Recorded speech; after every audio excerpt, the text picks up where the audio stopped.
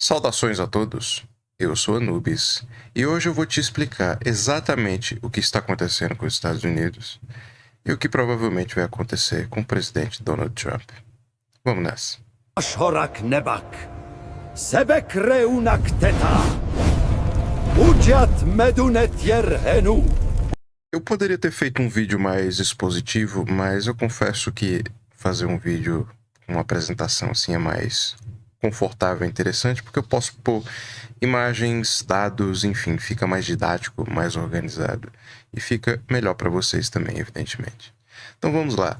O Trump vai sepultar de fato os Estados Unidos. Os Estados Unidos estão acabando conforme certos geopolíticos, entre muitas aspas aí, estão falando, etc, etc. Bem, vou responder isso aqui brevemente para vocês com alguns dados bem interessantes, né?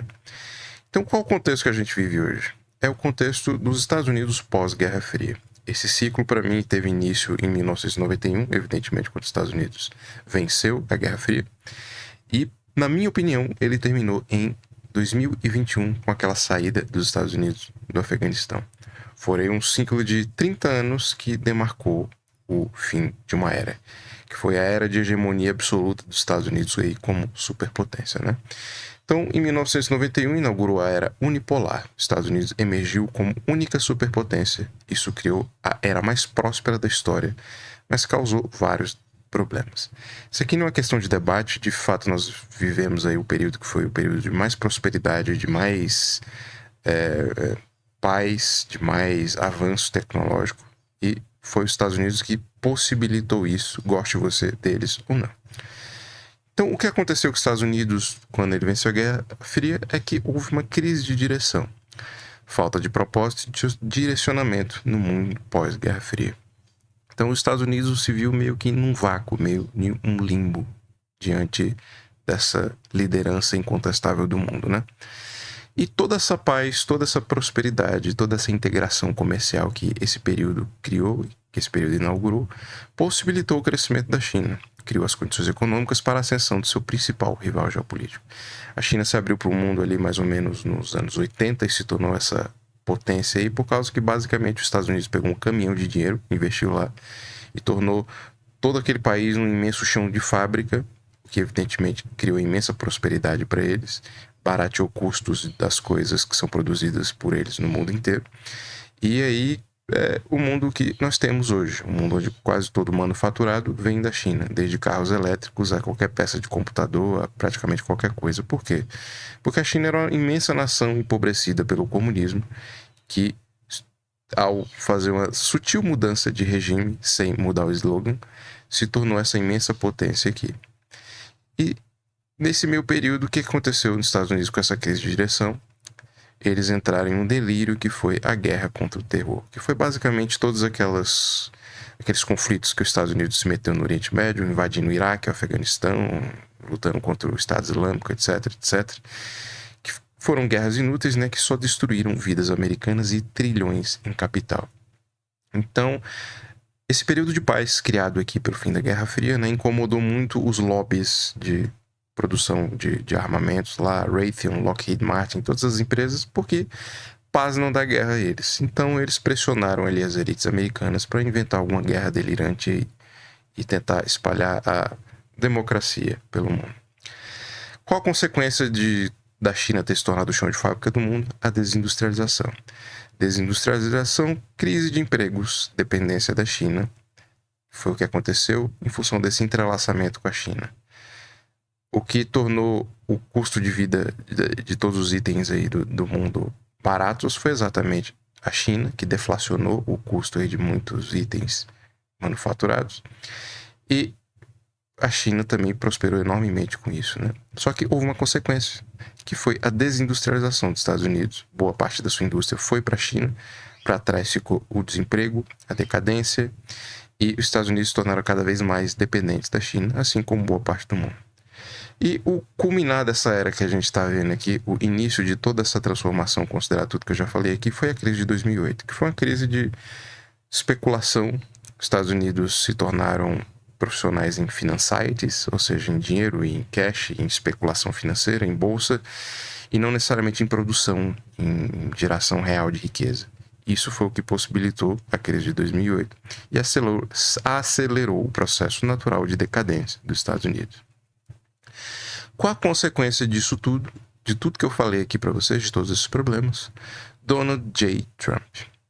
Eu adoro essa foto aqui do Trump porque é uma foto que ele mesmo usa no Twitter e é bem simbólica e eu vou mostrar por quê mais para frente. Pois bem, como muitos jornalistas, analistas geopolíticos aí acham que o Trump é um problema, que ele é a seção do fascismo, ele não é. Trump não é um problema, é um efeito dos inúmeros problemas que os Estados Unidos enfrentam desde o fim da Guerra Fria, como eu falei lá em cima. O Trump é um reflexo de uma coisa, de um fenômeno que já surgiu na história várias vezes, que é o chamado cesarismo. E evidentemente é alusão a Júlio César em Roma, em função de toda a história de Roma, que eu não vou explicar aqui, mas estudem. Mas basicamente o conceito é: cesarismo é um conceito de ciência política que designa um grupo ou um tipo, né, de governo em que o poder político se concentra de forma muito forte em uma única figura de liderança, muitas vezes de perfil carismático e ligada às forças militares. Quando o sistema e as instituições falham, pessoas buscam amparar em um líder forte. Ou seja, quanto mais medo as pessoas têm, quanto mais as instituições falham, mais as pessoas vão buscar em compensação algum grande líder carismático com quem elas se sintam identificadas, pelo menos em termos de valores, né? O Trump também é fruto de um outro componente, que é o America First, que é um lema que já existe nos Estados Unidos há muito tempo, né? Por muito tempo ali, principalmente no século XIX, os Estados Unidos era um país absolutamente isolacionista, não queria saber de qualquer outro problema do mundo, e isso se caracteriza por este lema aqui, que é o America First, né? Lema e orientação política que defende colocar os interesses dos Estados Unidos acima dos de outros países em política externa, econômica e social. E outro fenômeno que caracteriza o Trump e o movimento que ele personifica é o MAGA, né, que é a sigla para Make America Great Again.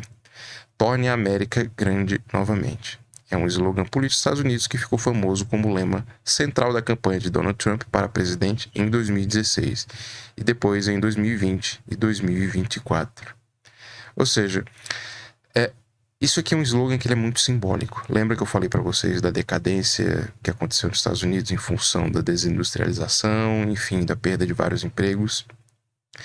Esse slogan ele meio que personifica esse ressentimento do cidadão americano, que sente que os Estados Unidos já não é mais aquele grande país que era nos anos 60, 70. O dólar já não vale a mesma coisa, os Estados Unidos não é mais aquela grande potência incrível, incontestável. Enfim, é muito mais um apelo à nostalgia e uma forma de manipular o ressentimento do cidadão americano quanto a muitos dos problemas enfrentados nos Estados Unidos hoje em dia, né? E tudo isso acaba meio que cristalizado no que ficou aí conhecido nos últimos tempos, né, como a doutrina Monroe, que é a doutrina Monroe, né, que era aquela concepção de que os Estados Unidos deveria exercer influência aqui nas Américas de forma incontestável, impedindo assim que outras potências fizessem isso, né? Só que o Dan aqui é agregando a concepção do Donald, né? Donald com Monroe, então ficou Monroe, né? Então a doutrina Monroe é o apelido dado ao corolário de Trump, a doutrina Monroe. Isto é, uma reformulação da política norte-americana que reafirma o domínio dos Estados Unidos sobre o hemisfério ocidental, com foco em segurança, controle de fronteiras, combate à influência de China e Rússia na América Latina e uma postura mais agressiva de intervenção quando considerado interesse vital dos Estados Unidos. Ou seja, isso aqui seria o que a turminha de esquerda chamaria de imperialismo, sendo que na verdade é só um ajuste de concepção dos Estados Unidos diante da sua própria visão e presença do mundo. Não estou fazendo nenhum juízo de valor, não estou falando que isso é bom ou ruim, só estou falando que não tentem entender isso aqui na concepção ideológica, entendeu? Isso aqui não é a coisa mais incrível do mundo, nem é mero imperialismo dos Estados Unidos, é só reflexo de uma reorientação dos Estados Unidos no mundo. Doutrina Monroe, né? Eu peguei aqui essa imagem aqui do New York Post, que é maravilhosa, né? Que é basicamente, assim, eles retrataram aqui de uma forma muito caricata, né? Do Trump, em ações, né? Que personificam muito bem o que seria essa doutrina Monroe. Que seria a tentativa de anexar o Canadá como um novo estado americano, retomar o Canal do Panamá, exercer pressão aqui no controle no Golfo do México, invadir o México se for necessário para combater os cartéis, invadir aqui, anexar a Groenlândia, enfim. E essa imagem aqui está muito simbólica também, de ver os petrodólares americanos que estariam na Venezuela, né, virando petróleo chinês, né? E a ideologia dessa visão, né, da doutrina Monroe, é o realismo agressivo de segurança nacional, que mistura combate ao narcotráfico e imigração ilegal, contenção da influência da China e apoio seletivo a líderes de direita na América Latina. Em termos práticos, isso significa um amplo uso de ameaça de força, acordos de sobrevivência econômica para aliados e intervenção direta em crises locais. Tudo vinculado a um discurso de paz pela força e de supremacia americana no continente, com pouca consideração pelas regras tradicionais de soberania do direito internacional. Então, o que seria isso? O que seria essa nova doutrina numa concepção geopolítica prática? Os Estados Unidos exercer influência e poder incontestável sobre todo o hemisfério aqui ocidental, o que abarca todo o continente americano,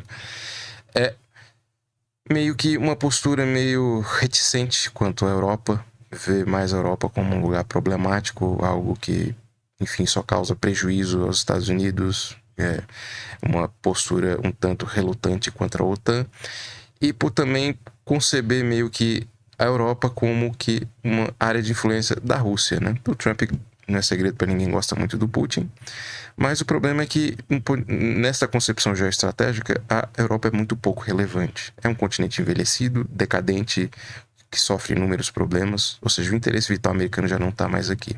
A África seria uma área de disputa, o Oriente Médio ainda é muito relevante, principalmente por causa do petróleo, né? E a estratégia americana, que não quer mais se envolver em inúmeros conflitos aqui para ter que lidar com questões do petróleo, etc., é o chamado Pacto de Abraão. Essa tentativa de pacificar o Oriente Médio, criando uma coalizão de países com Israel e com os demais países árabes para antagonizar com o Irã. Isso é um pouco reflexo da guerra, do conflito que a gente está vendo agora, né?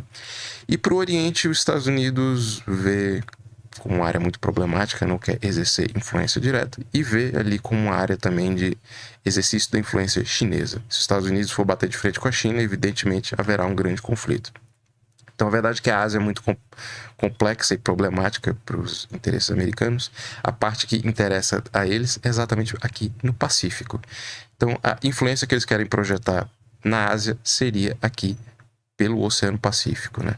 Relegando essa parte mais da Ásia aqui para a Índia, enfim, para outros países, enfim, não é uma área tão vital assim para os Estados Unidos. E tem aqui assim, eu adoro símbolos, porque os símbolos dizem coisas sem que você precise escrever muito, né? Eu adoro aquela foto do Trump no Twitter, porque no X, né, hoje em dia, porque ela é quase que a representação desse personagem aqui, que é um personagem que é inimigo do Capitão América, né, que é o Nuke, né?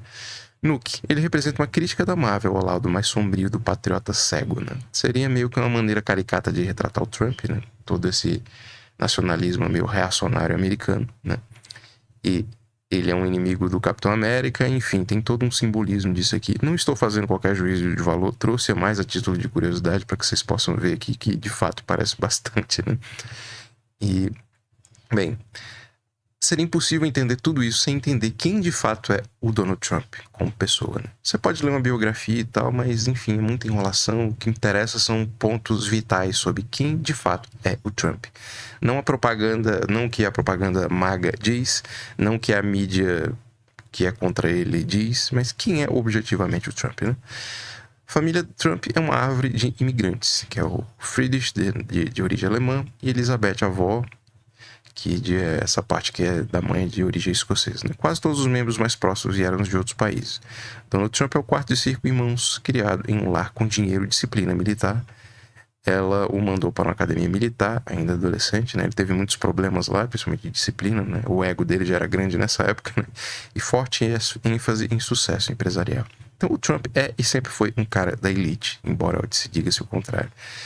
Ele tem uma origem com quase todo americano, de imigrantes, né? Muita gente usa isso aqui meio que pra criticar ele, falando, não, tá vendo? Ele tem origem imigrante, os parentes dele e tal, mas ele é contra a imigração. Bom, ele não é contra a imigração, né? Ele é contra a imigração ilegal, né? E o Trump não criou sua fortuna do zero. Herdou uma incorporadora de médio porte que ampliou, mas também acumulou falências e demandas judiciais ao longo da vida. Ou seja, o Trump não é um cara incrível que se chama nos Estados Unidos de self-made man, né? Aquele cara que surgiu do zero e que chega lá e faz a vida e fica bilionário. Não, o Trump sempre foi um cara da elite. Ele teve uma história de muitos altos e baixos nos negócios, o que prova que ele não é tão competente assim e incrível. Mas também ele não é um mongoloide completo, porque ele deu várias voltas por cima também na carreira dele, né? Sua imagem fora do sistema é relativa. Ele é um bilionário tradicional do imobiliário, com longa rede de contatos políticos e econômicos, que usa a linguagem populista para se posicionar como inimigo da elite, mesmo estando dentro dela. Ou seja, o Trump não é a imagem que ele quer vender. O Trump, ele é um cara que teve um sucesso razoável na vida, e como ele tem um ego enorme, ele simplesmente quis dar vazão a esse ego ocupando um cargo político. Marketing. Ele é mais um excelente marqueteiro do que um grande empresário. Seu sucesso deriva de manipular sua própria imagem e senso de grandeza. Vou mostrar aqui para vocês mais abaixo, né? E o que seria a melhor definição de quem é o Trump de fato? Ele é um especulador, um jogador de pôquer. Ele é um cara que vê uma oportunidade, tenta explorar vantagens ali, tenta negociar o máximo possível ao seu favor, tenta manipular todos os recursos possíveis para ganhar o máximo de vantagem possível. Essa é basicamente a história do Trump, de tudo que ele fez, né? E qual é o traço definidor de quem de verdade é o Trump? É um narcisista egomaníaco.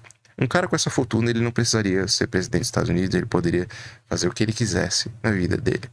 Mas ele é movido pelo ego, pela vaidade, pelo desejo dele de ter sucesso em absolutamente tudo.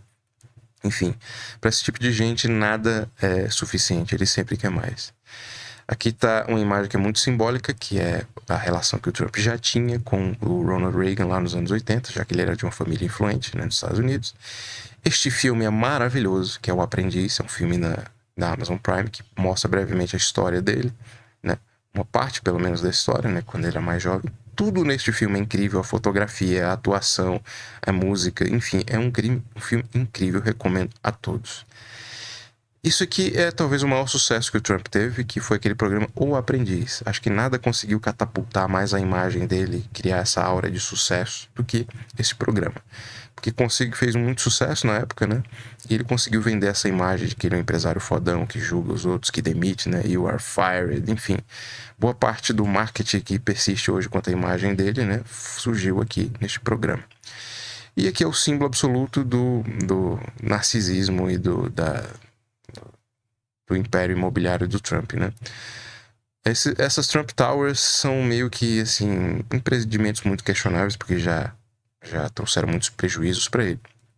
Mas, assim, conta mais o efeito simbólico, né? Os imóveis são deles, ele ganha até um relativo dinheiro com isso. Só que o que vale é ser um prédio gigante com o nome dele e dourado e, enfim, existe mais como um fator simbólico de fato do que como um investimento excelente para ele, né? E eu acho também maravilhoso o sobrenome dele, que é Trump, é trunfo, né, em inglês, né? Então meio que o nome dele simboliza esse senso de grandeza que ele tenta o tempo todo explorar, né? E voltando aqui aos Estados Unidos, né? O que é de fato, o que está acontecendo com os Estados Unidos hoje, né?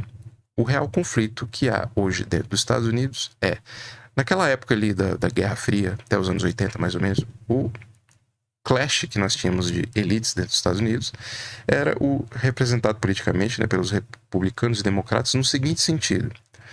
Os republicanos eram neocons. Ninguém representa isso aqui melhor do que o Ronald Reagan, né, e tudo que ele fez. Ao passo que a esquerda americana, os democratas, né, eram progressistas, né. O que aconteceu? Conforme o tempo passou, os neocons perderam sua razão de ser, uma vez que os Estados Unidos se consolidou como a potência do mundo, venceu a Guerra Fria, etc.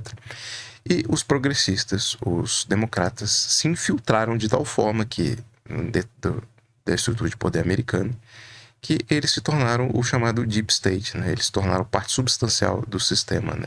Se acoplaram na mídia, nas universidades, em várias instituições americanas, né? Ao passo que, se eles se tornaram o sistema, A única razão de ser desse novo sentimento conservador, na verdade, é um apelo reacionário. Eu não estou falando reacionário no sentido de uma crítica, né, negativa, mas reacionário no sentido que é um movimento que existe em reação a isso aqui, é o que eles chamam de deep state, de globalistas, etc. É o sistema sequestrado, as instituições sequestradas por essa elite que conseguiu meio que pegar várias posições de poder dos Estados Unidos e ter controle muito grande delas, né? E nada personifica isso aqui do que todo o movimento MAGA, todo o movimento que o Donald Trump personifica, né?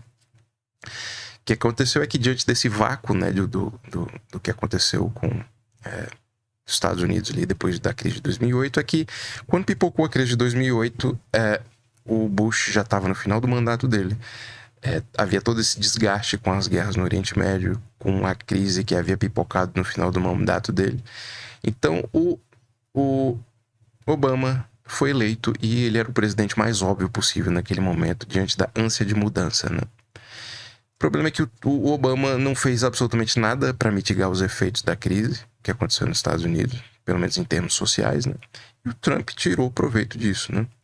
A decadência dos neocons abriu caminho para o MAGA e o elitismo dos democratas possibilitou o cesarismo de Trump. Ou seja, o Trump ele é uma consequência, ele é um efeito de tudo que aconteceu com os Estados Unidos depois do que aconteceu ali, mais ou menos depois de 2008, né? Então, o que acontece hoje nos Estados Unidos é a necessidade de reorientação e guinada geoestratégica, que é a única forma dos Estados Unidos se preservar como superpotência. Por quê? A dívida americana é de 39 trilhões de dólares no momento que eu gravo este vídeo, dado atualizado. Esse número não vai parar de subir, mas ele, assim, para impedir que os Estados Unidos colapsem, uma série de medidas estão sendo feitas pela elite americana. E, assim, nenhuma dívida de nenhum país ela é efetivamente paga. A dívida é rolada.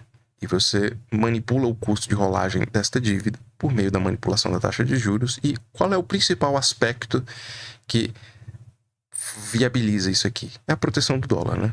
Se o dólar ele é protegido, né?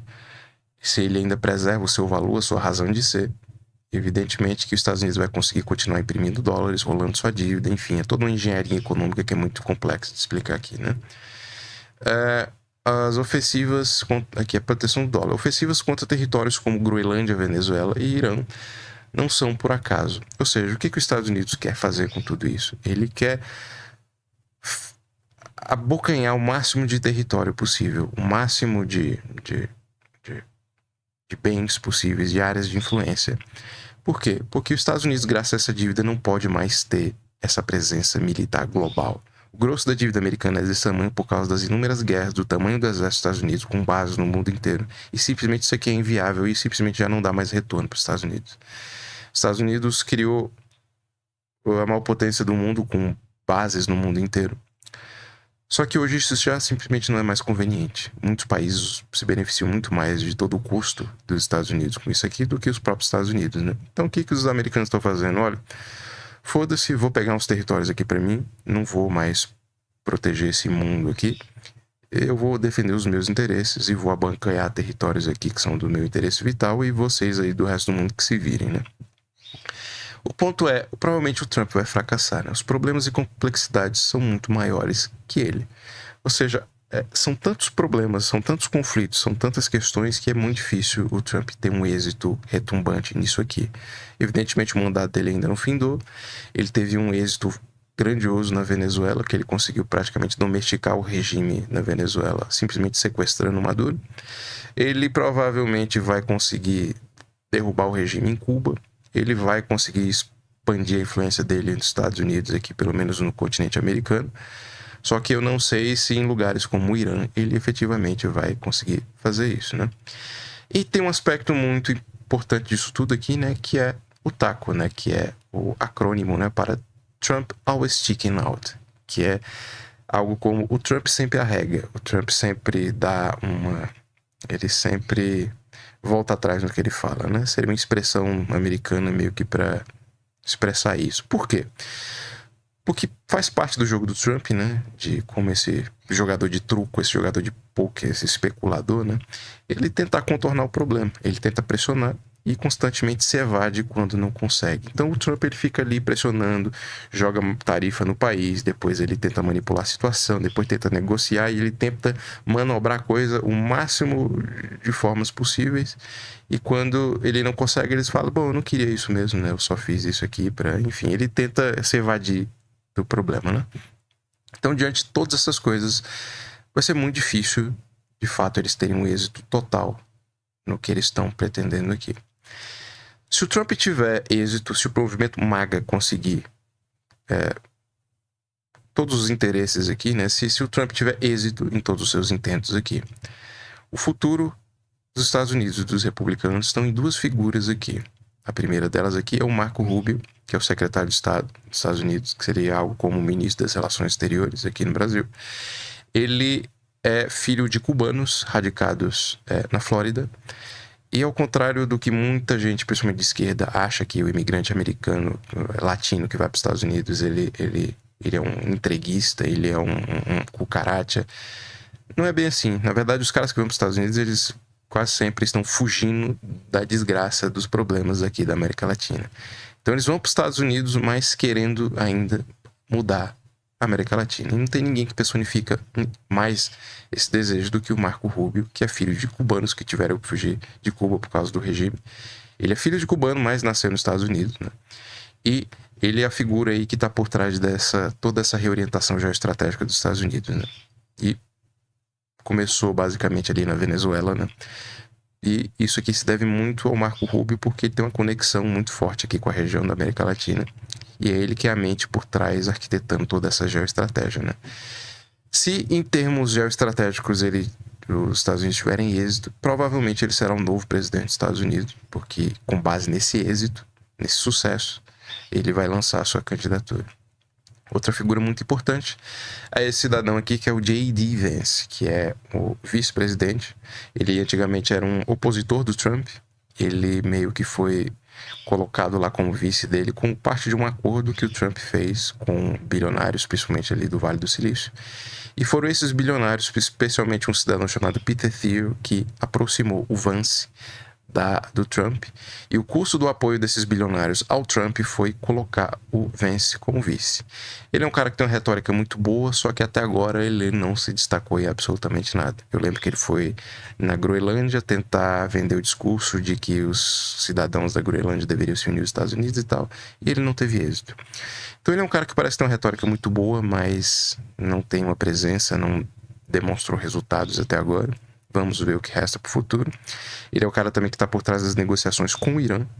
Então, dependendo do êxito dele, ele também pode ser o futuro presidente dos Estados Unidos, substituindo o Trump aí, né? Então é isso aqui que eu queria trazer para vocês. Espero ter exemplificado aqui, clarificado tudo.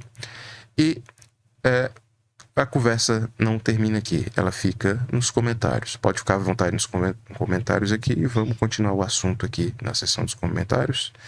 E o que eu tinha para trazer para vocês hoje era isso. Então, até a próxima. Obrigado por assistir o vídeo até o final.